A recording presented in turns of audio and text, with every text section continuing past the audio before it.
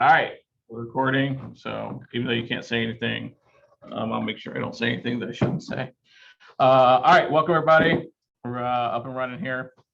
This is our monthly third Tuesday of the month education session presented by PromoStandards with yours truly. One of these days, I'll get somebody else to start doing some education sessions so you can, if you get tired of my antics, but nobody's tired of them yet. So let's get this party started. Today's topic is configuring POs with product data 2.0. So last month, we went through excruciating detail of dissecting a configured purchase order and showing examples of all the data elements, where they come from, what's expected, some tips about getting the right data in the right places. So that was cool. And that was all using product pricing configuration. But this week, this month, we're going to throw a wrench into that, and we're going to do configured purchase orders using product data 2.0. We're going to go through a few of the hiccups that happen, but you can get pretty much 99% of the way there and send suppliers or wherever you send PromoStandards POs a very viable and usable configured purchase order. So that's what we're doing today. I'm John Norris, the educational work group leader. So past chair of PromoStandards. Yeah, so that's me. Real quick about our mission as PromoStandards. This is very important, especially in 2022, given all the noise, we'll call it, that's out there. We collaborate to create industry-leading open standards, which is important, that enable industry participants to improve customer experience, reduce transactional friction, and effectively execute their digital strategy. I think today's discussion really hones in on those first two, right? Improve customer experience and, most importantly, reduce transactional friction, because that's seems like these days purchase orders, while we love them, there's a lot of friction involved there. So stick with me here for a few minutes. One campaign that we have going on currently, I think we're up to over 100 industry participants, company participants, who are going on the record saying we standardize on PromoStandards. This is just our, to support the movement, join PromoStandards, pretty much publicly state that PromoStandards is your open preferred standards and your integration method for our industry. So if you haven't signed on, hit that old QR code there. Jessica will post the We Standardize on PromoStandards link in the chat and in Slack. So hit it up there.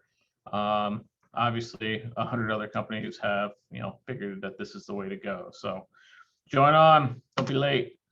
Most importantly, not that configured purchase orders with product data 2.0 isn't important. We have a really awesome event that is happening the 2nd of October in sunny Tampa, Florida. So PromoStandards is throwing the industry's only and premier technology event this year. For those of you who've been to some of our education events in person in the past, they're a fun time. This is going to be fun time on steroids. So we're going to kick the first day off with a traditional style hackathon, where you don't have to be a developer to contribute. Be a very cross-functional hackathon experience, and we're going to solve a lot of the world's problems, industry's problems, whatever you want to call them. We're not going to bail out Ukraine, but we're going to solve some purchase order problems. So registration is open today. Make sure you hit that up. What's the event going to be centralized around? We're really going to hone in on the digital transformation aspects of your business. Obviously, PromoStandards will be part of that, but there will be separate tracks to dive into PromoStandards content. There will be a whole separate technology leader education track that's going to focus on industry panels, roundtables, keynote speakers. But at the end of the day, it's a lot of collaboration. For those of you who've been to our events in the past, this is how you meet people in the technology world in our industry. There is no other industry event that can check enough check boxes to plug you into the entire tech world all in one event. So hit it up. We have, 50 something companies already signed up, a lot more attendees. It's going to be pretty awesome. We're hoping to get about 130 people there this year. So I was down in Tampa looking at this location. It's around the water. It's kind of cool. So, and since you are all super awesome and decided to sit through education today for 45 minutes, we for you only. There's a 10% discount code if you register today, actually. So the first 3 people who use the discount code today only can crush it and get a super sweet deal and save on your registration. One cool thing, the fine folks at Distributor Central, who has signed on as one of our main sponsors, they're going to be sponsoring a lot of the fun events that we do outside of the education side. So DC and their pretty cool product, OneSource, which many of you have heard, probably a lot of you, they're hosting your data for PromoStandards. So that's cool. All right, let's move on. So what we're going to do, if you attended last month's session, it's going to look similar, but what we're going to do is take those elements that we went through last week and try to figure out how to populate those data elements using product data 2.0.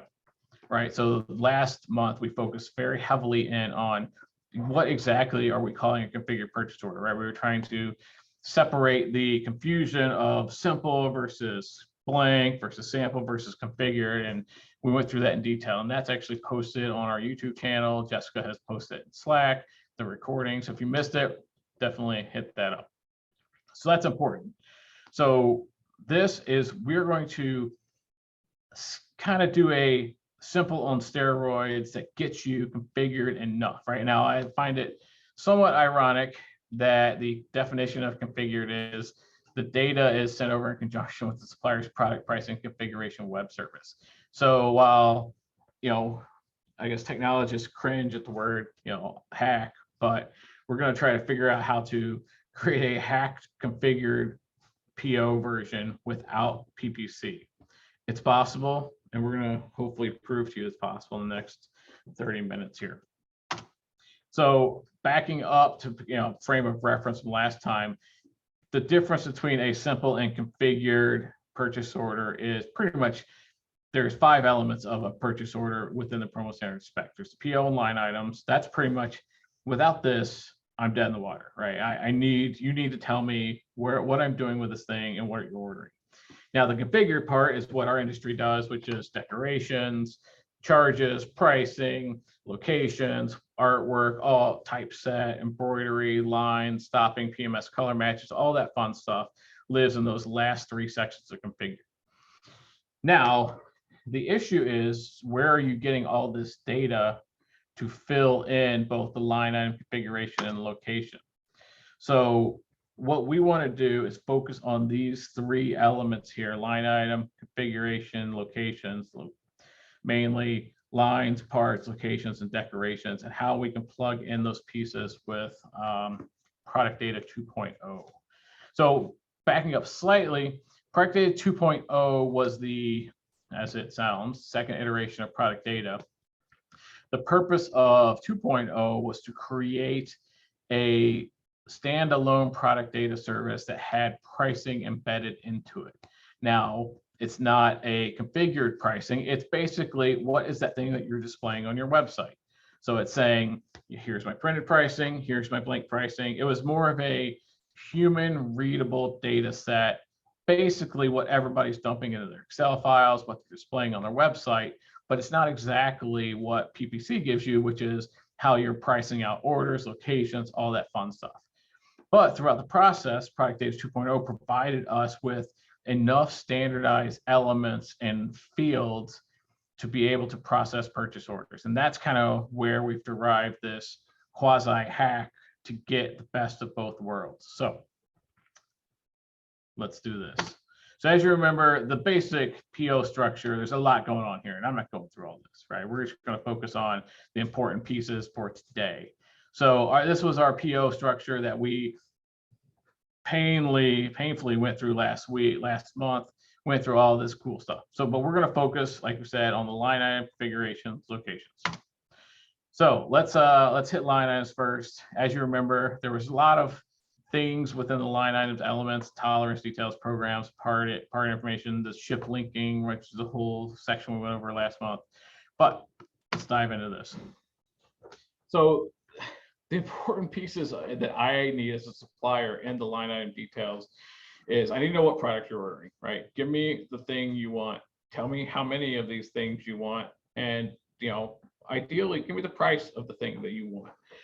There's obviously some auxiliary information, PO math, ship dates, all that fun stuff's in there. But at the core of where you're going to need product data is the thing. Like, what do you call this thing? If we don't agree on what this widget is called and how we both identify it, we're dead in the water, and this order is never going to get processed.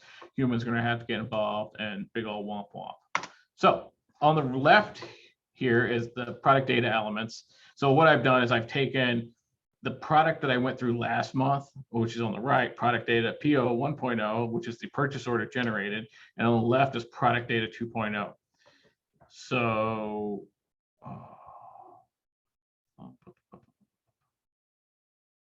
all right. Hold on.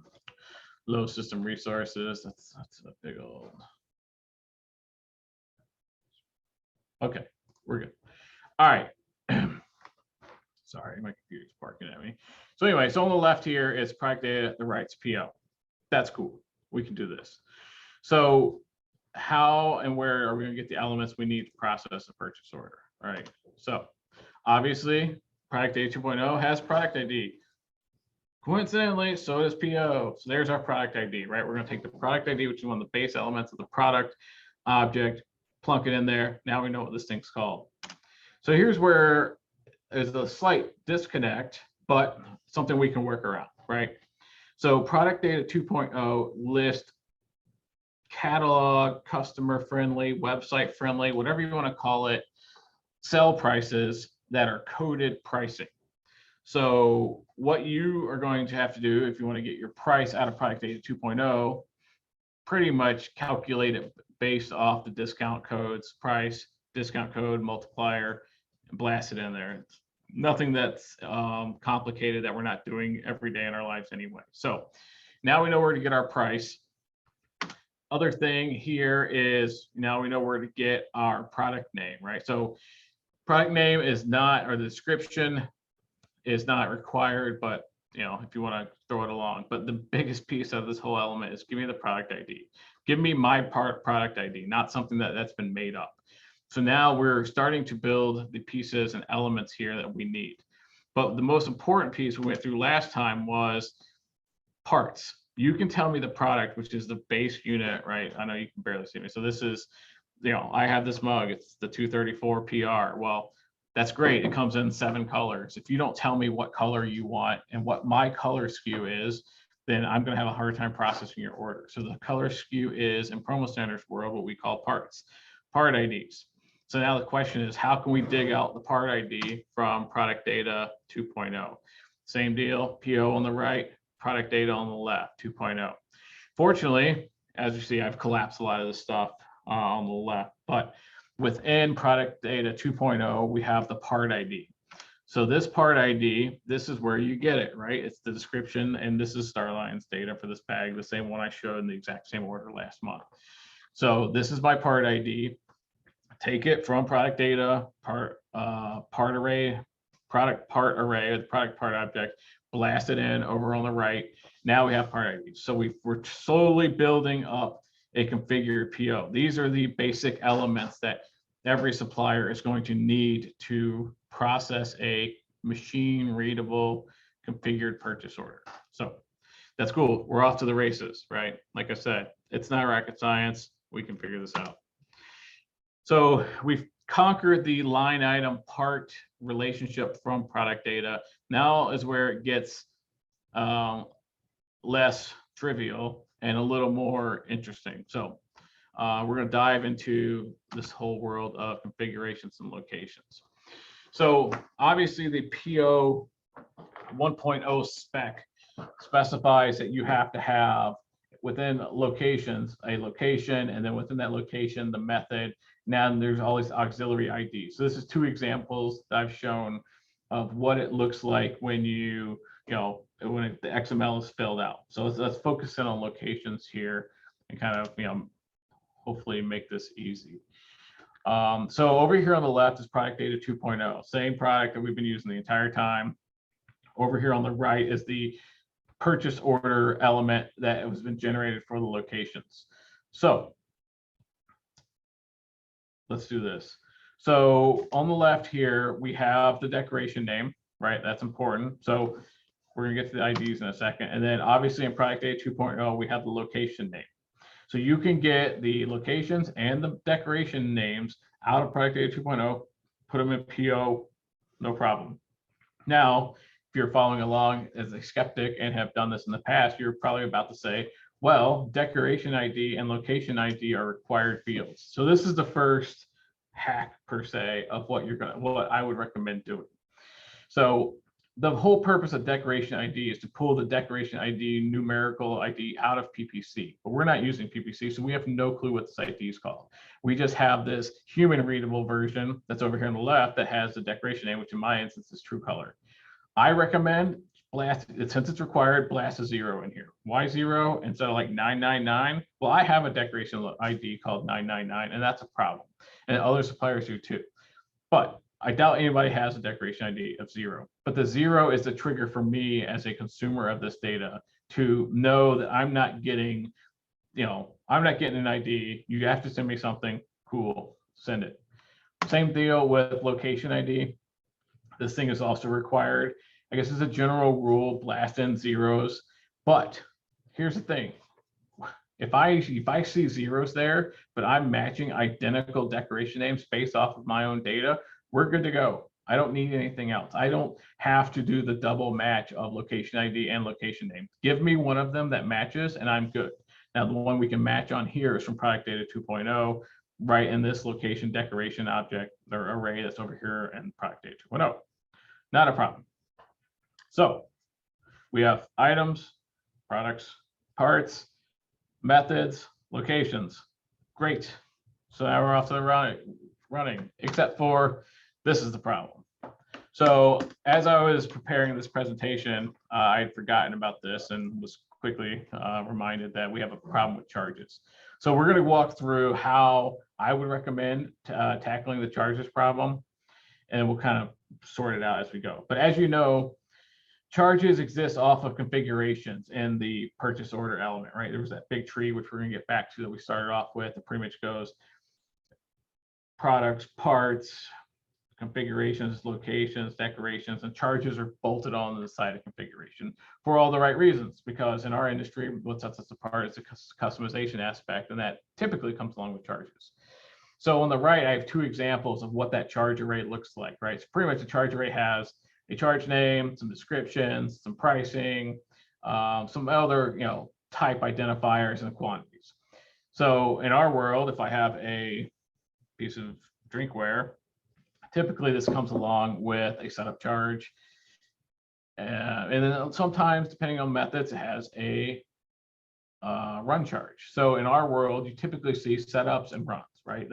There's 7,000 other charges, but let's remember, we're trying to solve the 90 to 95%. I'm not trying to solve for that last 1% that humans just need to process. If you're trying to do your kit orders through a configured PO using product data 2.0, stop. This is not for you. But if you're trying to solve the everyday order, the 95% order, this is going to work for you. So let's dive into this. So let's dissect right away how product data 2.0 deals with charge information. So two ways.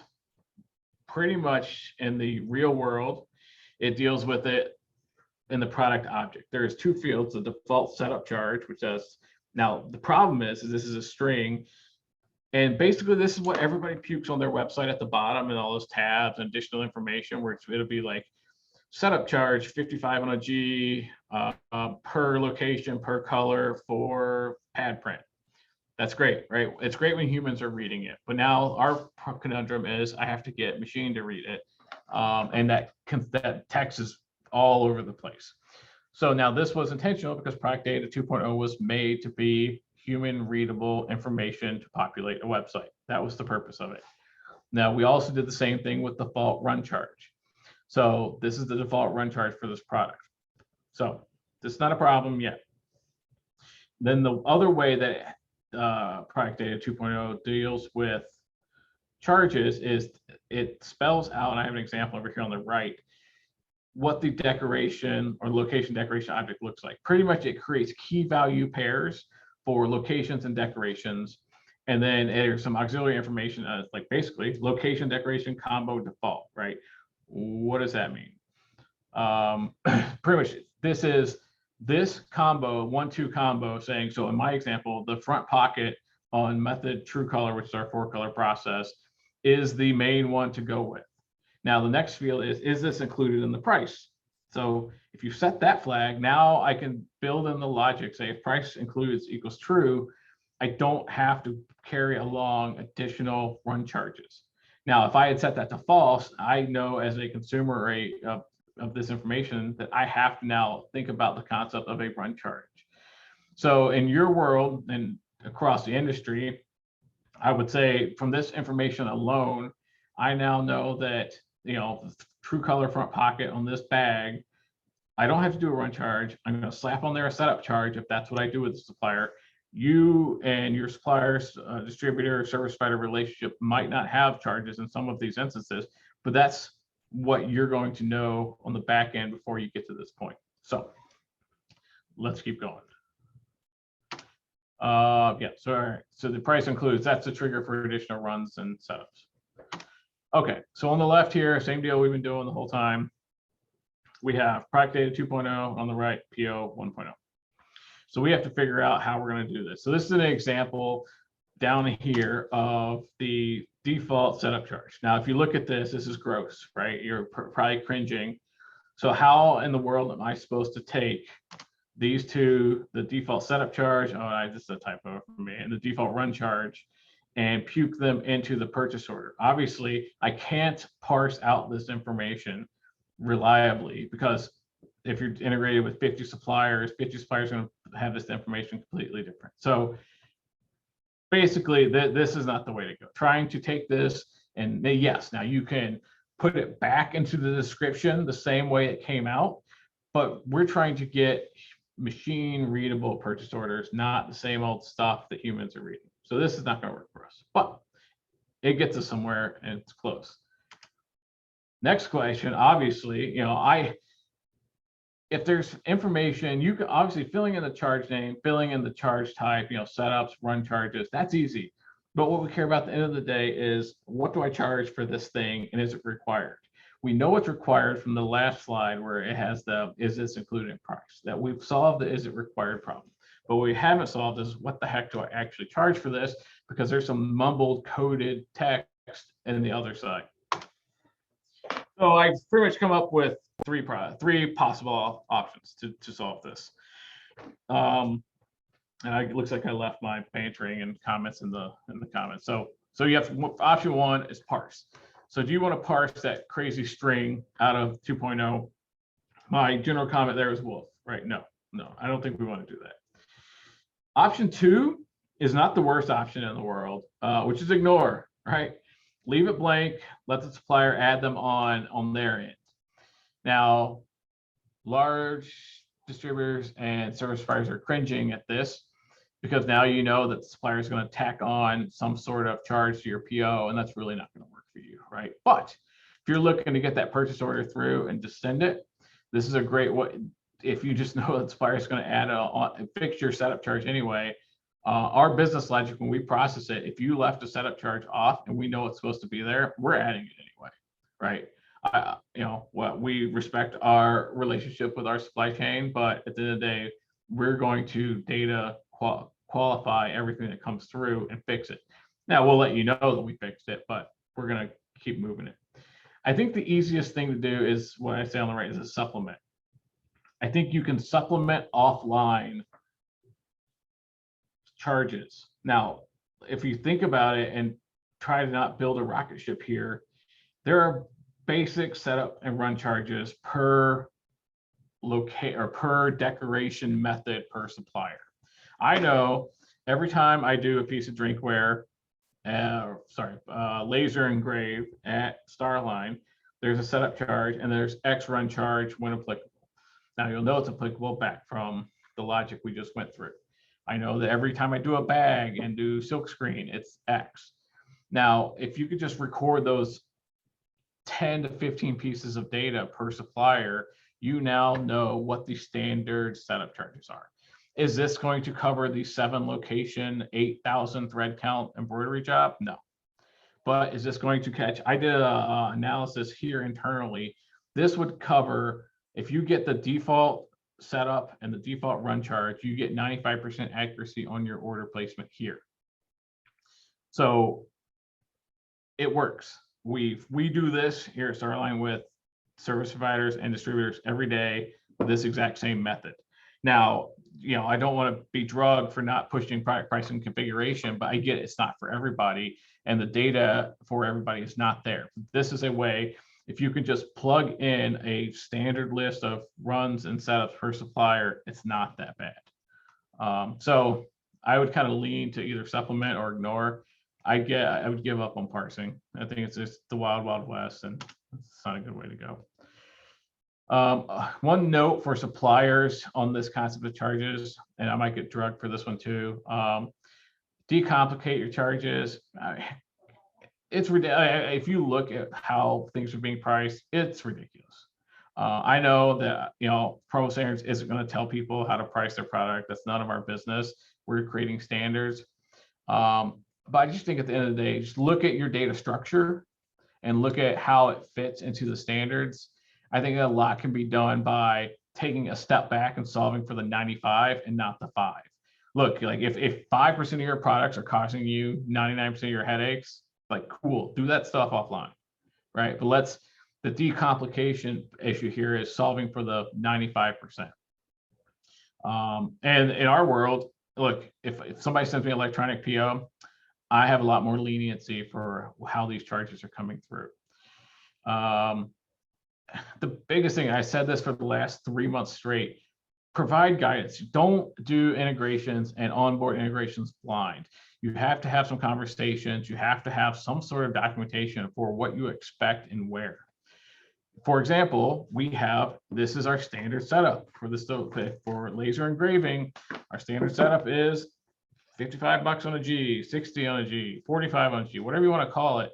We have this documented. So you're going to have to be proactive if you want people to send you electronic purchase orders. It's not just, here's my endpoint, hope for the best, right? There is a give and take part of this relationship that you want to ensure that the orders that you're getting inbound have a very high level of quality.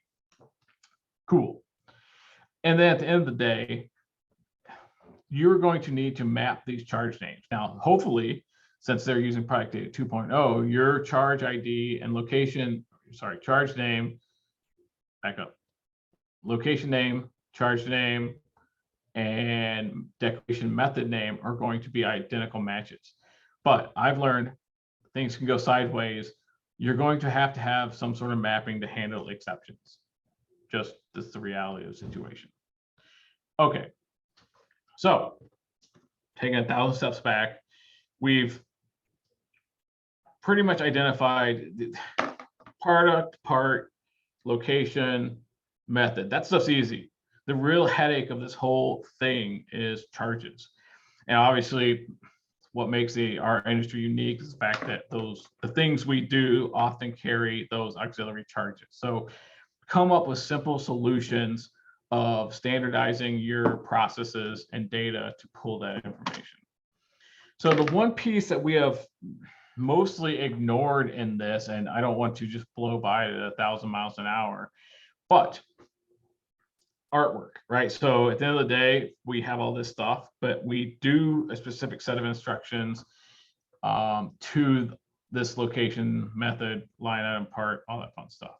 So in our world, in the wild, 99% of the time, this is handled by the file of the artwork file. Now, there's obviously instructions that come along with it, which will still come along with it, but the biggest piece that could go sideways in a product data 2.0 world would be specifying the dimensions and knowing the dimension requirements, right? PPC is very rigid in defining those things. Now, over here, an example on the right is product data 2.0. So the only place that imprint size is handled is this free form world, right? Obviously in PPC, it says this shape is rectangular, here's the width, here's the height, or this is an oval, here's the radius. That's handled very implicitly. Now in product data 2.0, back to human readable text, it's just a display value. So you're not going to get a lot of value out of trying to parse that and puke it back into the dimensions field. I would recommend putting that information in the artwork. Obviously, some human has generated this artwork and the requirements, and then just let it go. I don't think you have to overcomplicate this PO process by specifying to the nearest hundredth of an inch what decoration size you want.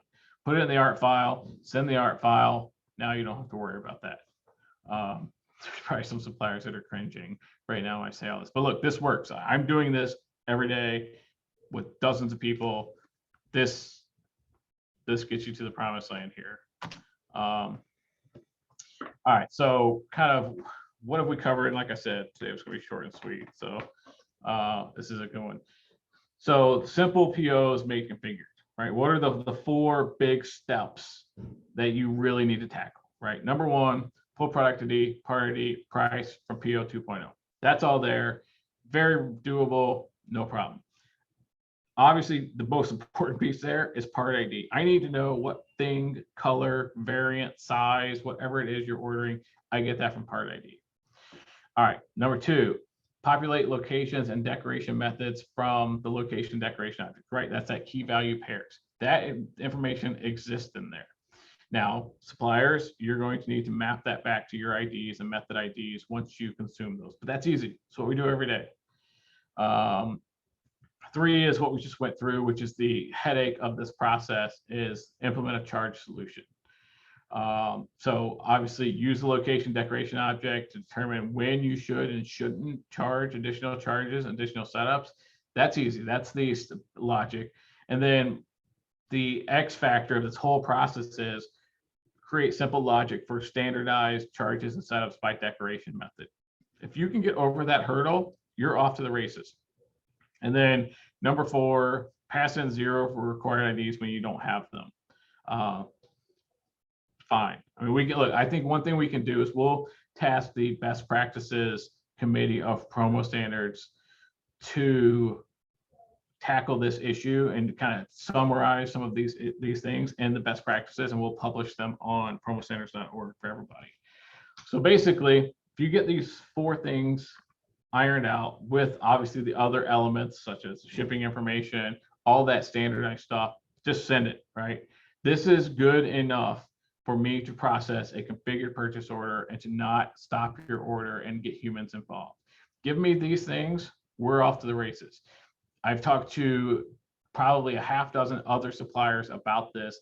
This works for them too, right? We don't have to strive for perfection when we can get close enough.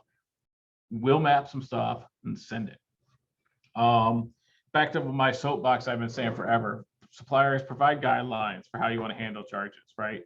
Have onboarding documentation, even if it's a 1-pager, of Q&A. Or the more you do these things, the more you're going to realize, what comes up.